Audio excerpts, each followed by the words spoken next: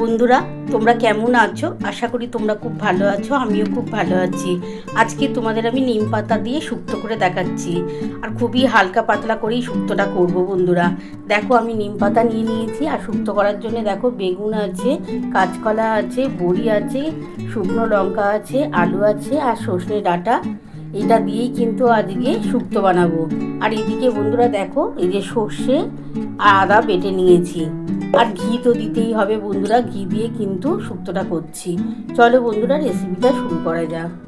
বন্ধুরা দেখো, নিম পাতা শুক্তো করার জন্য আমি কিন্তু কড়ার মধ্যে তেল দিয়ে দিয়েছি। আমি প্রথমে বড়িগুলো ভেজে নিচ্ছি। আজকে কিন্তু খুবই ছোটো ছোটো বড়ি দিয়েই কিন্তু শুক্তোটা করছি। আর নিম পাতা যেহেতু বাড়িতে ছিল, সেই জন্যই ভাবলাম যে নিম পাতা দিয়ে একটু শুক্তো করা যাক। বন্ধুরা দেখো, আমি নিম পাতা দিয়ে শুক্তো করার জন্য কড়ার মধ্যে তেল দিয়ে দিয়েছি। এবার দেখো, বড়িটা ভেজে নিচ্ছি। আর ছোটো ছোটো বড়ি আছে আজকে বন্ধুরা, নিম পাতা দিয়ে করার জন্য ছোটো বড়ি দিয়ে করো, খুবই টেস্ট হয়। এই যে বড়িটা দিয়ে দিলাম, বড়িটা আমি ভেজে নিচ্ছি বন্ধুরা। তারপরে এই বড়িটা তোলার পর আমি এই তেলের মধ্যে আমি নিম পাতাটা ভেজে নেব। বন্ধুরা দেখো, এর মধ্যে আমি সামান্য একটু নুন দিয়ে দিচ্ছি। আমি অল্প একটু নুন দিয়ে দিলাম। নুন দিয়ে বড়িটা একটু ভেজে নিচ্ছি।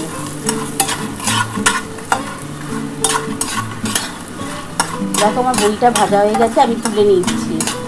তেলটা পুরো টেনে নিয়েছে বন্ধুরা। এর মধ্যে একটু সামান্য তেল দিতে হবে।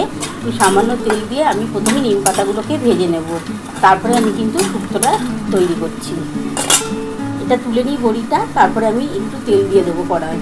বন্ধুরা দেখো, আমার কিন্তু বড়িটা ভেজে তোলা হয়ে গেছে। আজকে কিন্তু একটু ছোটো বড়ি দিয়ে করছি। এই ছোটো বড়ি দিয়েও কিন্তু শুক্তোটা খুবই টেস্ট হয়। বন্ধুরা দেখো, আমার তো তেলটা টেনে নিয়েছিল বড়িটা ভাজার পর, তার জন্য একটু সামান্য তেল দিয়েছি। তেলটা একটু নাড়াচাড়া করে নিই, করে এই তেলের মধ্যে আমি নিম পাতাটা ভেজে নিচ্ছি।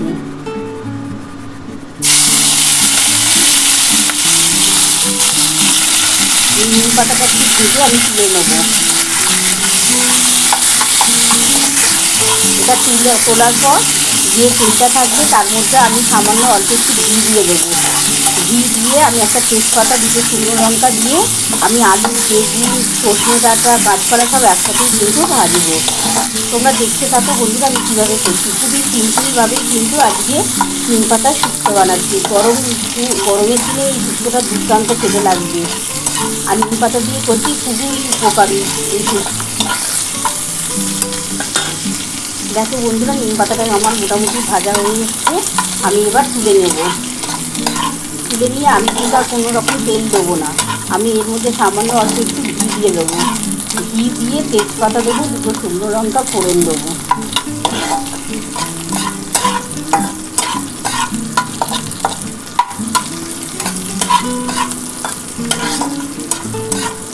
একটু লাল করে না ভাজলে নিম পাতাটা ভালো লাগবে না খেতে। একটু কালো কালো হালকা হয়ে আসবে, তারপর আমি নিম পাতাটা তুলে নেবো।